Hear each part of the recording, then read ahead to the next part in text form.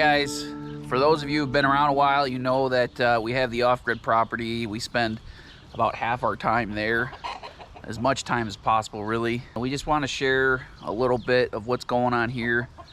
You guys always wonder and always ask about what the future of the off-grid property holds. Well, we've been here for 10 years and we've been practicing homesteading here for 10 years. We want to show you a few little things that are going on here at the property. Got some exciting stuff going on, so it's kind of cool to show you. So come on back with me. Any of you guys have chickens? We've had chickens for what? 8 years? Yeah.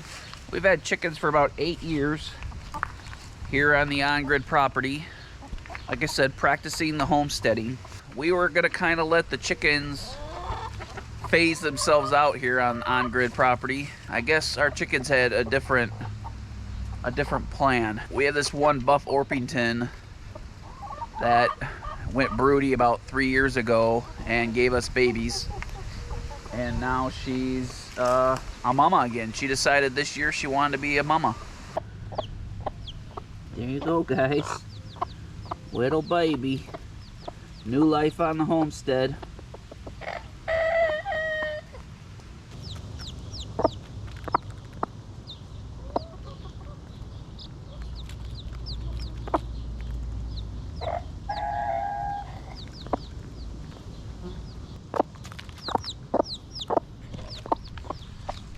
Alright guys, let's leave Mama alone. That's what we've been doing the last week. Been watching Mama. She's been laying on eggs for 20 some days. And there's our result. One little baby. One little baby. Well, maybe I'll take Timber to Tractor Supply and go get her some more babies, because supposedly if you do it at night after if she's been sitting on them, she might accept them. She'll just accept them. So she doesn't grow up all alone. You can try it. I don't want to have baby all alone. Anyway, let's show you some of the gardening we do here on grid. You guys always ask what's the future hold for the off-grid property and the tiny cabin, and you know, this is what we've done here, and we want to eventually have up at the off-grid property, which we've already planted fruit trees, started the little garden. So here we go. Here's my pear tree.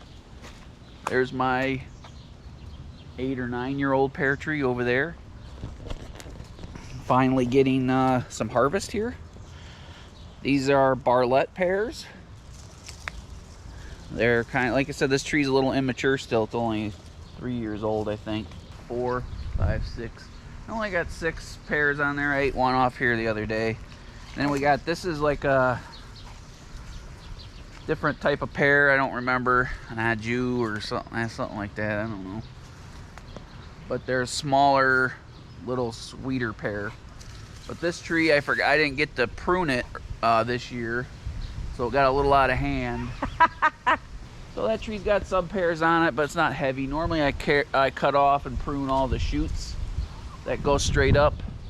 I try to keep the tree a little bit smaller so it produces better fruit and it doesn't get too big. So got some maintenance here that we've been neglecting a little bit, just because, like I said, we've been doing so much at the off-grid property. Yeah. So let me show you a little bit of stuff in the garden. We had a little bit of a struggle with the garden this year. It took forever to get going, and I had to replant some stuff off and on. Finally got to the garden going good. Multiple types of green beans. I planted some old beans from packages that we had purchased years ago, and those didn't come up, so I had to replant them. I used the beans that we had saved from last year, and they all came up finally. If you ever save seeds from your garden, the green beans, we used to harvest them green and then try to dry them out. Well, we just been leaving some of the beans on the green bean plant and letting them dry out that way, and then storing them in the pods. Not even taking them out until the spring, but they got to get nice and dry. Zucchini plants over here, spaghetti squash. Got some zucchinis here starting. Here we go. We let our zucchinis get pretty big. And then we shred them or we cut them into circles and we use them for like lasagnas, stuff like that, or zucchini noodles, stuff like that.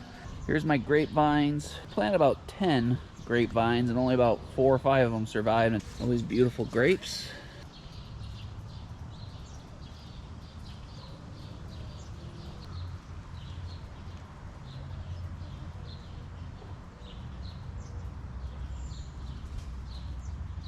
Celery starting here. Never done celery before. Got peppers, banana peppers, cayenne peppers. The peppers aren't really in full swing yet. Got all kinds of different peppers. We always do lots of peppers. We got poblano peppers over here. Got these peppers here. Oop. There we go. Guess we're eating this one. Got some red peppers here. I don't know what these are. Everything we buy is kind of spicy peppers. These are, like I said, everything, the peppers always kind of come into their full swing in August. Got some jalapenos here. I pick a few of these for breakfast. Raspberry patch here. The raspberries have already kind of come and gone. Beautiful tomatoes. We're gonna have a million tomatoes. We always have a million tomatoes. So we're gonna do our best to harvest those and preserve them this year. Lots of beef sticks. Got some kind of viney squash growing in the tomato plants. I just let it go. I probably should have took it and moved it, but it's taking over my tomato patch. Got habanero peppers here. We use the habanero peppers in our salsa. The habanero peppers here, we put in our salsa. Little orange pepper, if you've never had them. They're super hot. We put those, like 1 or 2 of those in each batch of salsa, and it gives it a good little kick. All the recipes we use, guys, if you don't have one, buy it. And maybe you won't be able to get it now because of the way things are crazy, but the ball recipe book, jarring book, if I can, I'll try to find a link for it and include it. That book has been like an awesome book. It's like a $15 or $20 book, and it shows you hundreds and hundreds of recipes and how to jar and how to can everything. If you don't have that book, then you're not you're not a true homesteader, I don't think, without that book. That book has been very useful. Anyway, these are all pink Brandywine beefsteak tomatoes. If you never had a pink Brandywine, you're missing out. So we'll show you all that stuff. You guys have seen those in our videos. I bring these big, beautiful pink tomatoes from home and take them to the off-grid property, and I cut them up and put them in our meals, and you've seen them in a couple of our videos. It's an awesome, awesome thing. So, garden's doing okay. I spent a few hours out here weeding a week ago. We got tomato plants growing up our windmill. These are all green beans, some kind of pole bean. I just plant like random stuff in random places. It all looks pretty and fills everything out. We got this big, beautiful, luscious garden back here. So I also have a bunch of potatoes. I planted like maybe 2 or 3 seed potato bags 5 years ago, and now we just get random potatoes popping up everywhere. All the time. Random potatoes, red skins and yellow skins. That's what we did, is golden yellows and red skin potatoes. We planted those 5 years ago, and now every year I miss a few, so more come up and more come up, and then we kind of move them around and let them go, and they just keep regenerating, which is cool. I missed out on the cucumbers here. Well, look at that. That one's like actually eating size, huh? Oh yeah, I picked that one. It's fat. Is it too fat? Is it too? It's not very long though. Ready. Those are more like pickling ones, but they still taste good if you pick them little. Okay. Just that one, right? Yep. The other two can Yep, there you go. Jenny loves the cucumbers. There you go. There's our first cucumber for the year. Here, take these two. I picked a few peppers accidentally. That poblano fell off of there. So there we go. You can put that in eggs and stuff too, the poblanos, and you can put it in... I don't know what these ones are. I don't remember. So yeah, these are our cucumbers right here along this fence. We planted 100 cucumbers and only maybe 7 or 8 of them are still here. Our on-grid homestead update. Yep. So yeah. Next year we'll have a garden maybe this big here you go. at the property. Maybe next year we'll have a garden this big at the cabin. So we will spend a little more time there. And we'd like to duplicate what we have here up at the off-grid property. That way we can have everything, have a nice big garden, and then we can show you canning and stuff. That's what the future holds for the off-grid property. We're going to start doing more homesteading stuff up there too, as the cabin becomes more and more comfortable and there's less and less projects. Yeah, I'll go show you my apple trees and my peach tree. Cherry tree. Here's our second raspberry patch that we planted. It went nuts and crazy, which is good. And then here's my cherry tree. This is let me know, guys, if you know more than I do. Even I just like to try stuff. This is a wolf apple tree. I never heard of wolf apples, and wolf apples, supposedly each apple is so big that it creates its own pie. Like you can make a whole pie out of one apple, which I was kind of excited about, and yet to get an apple off of it. But it's only 4 or 5 years old and it's growing good now. So I'm hoping next year will be the year. It took me 6 years to start getting pears on my pear tree. I guess pears are known for that. It takes 5 or 6 years for them to start getting mature enough to start blossoming. Yeah, I'll go show them my apples though. A couple apples I have. But this wolf apple tree I'm excited about. Hopefully that works out for us. It needs some pruning too, but it's a nice big beautiful tree now. Here's my 2 Gala apples. Gala apple trees. This tree, we had a neighbor cut down some trees, or a pretty couple large trees, so it's opening up a lot of sun for us, so we're excited about that. Gala apple, these 2 trees were both planted at the same time, and this one over here is doing way better because it had more sun. This one should really take off now that that tree next door is gone. I mean, this tree is only 3 or 4 years old and it's huge. Look, here's my first 2 Gala apples. I love Gala apples. They're delicious. Got 3 right here and 1 over there. So, pretty exciting, guys. Pretty exciting. So here's my peach tree. This tree, I showed it one of my earlier videos like 2 years ago. It kept getting curly leaf. Curly leaf affects the leaves and it's like impossible to get rid of. And it actually killed the tree.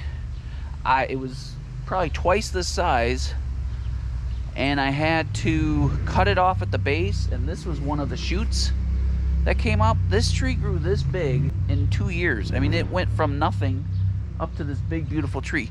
The only problem I heard with that is if it's a shoot, a lot of trees are grafted. When you buy them from the store, they're grafted on different root stock, and you never know what the root stock is. And typically I think they're more of like a crab apple or crab root, so you never know what's going to come. It's obviously a citrus or a peach tree, but it might be a peach tree of like, it might be nectarine or plum or something silly that looks like a peach. And they're not really big, they're really small. I don't know if that's because of a maturity issue with the tree, or if it's, like I said, different root stock. So it might just be some junk, crab peach or something. But anyway, there's some peaches on it. There's beautiful fruits on here, even if they're little. There's tons of them. I don't know if you can see them all up there.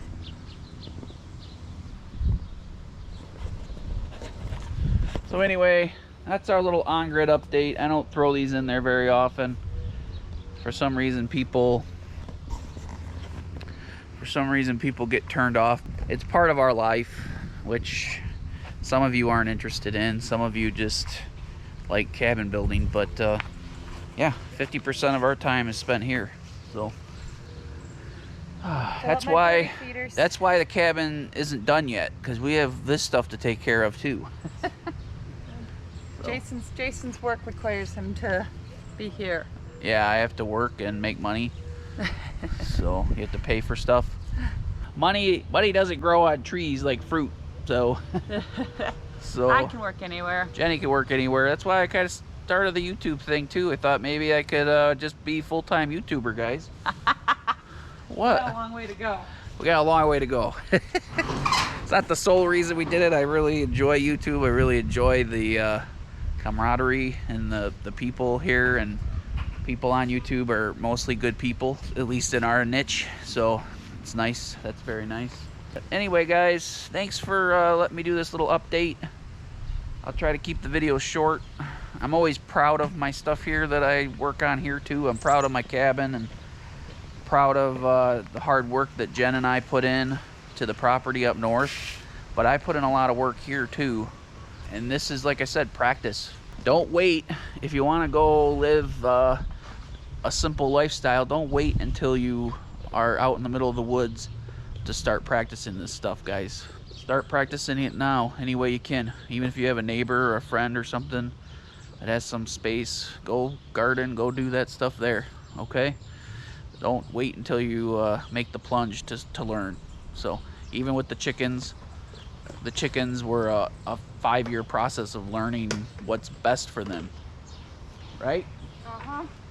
And we had a lot of struggles the first couple years with the chickens. So now that we've had them for 8 years, we know the tricks of the trade, and it all works out. So Jenny's feeding her pet birds.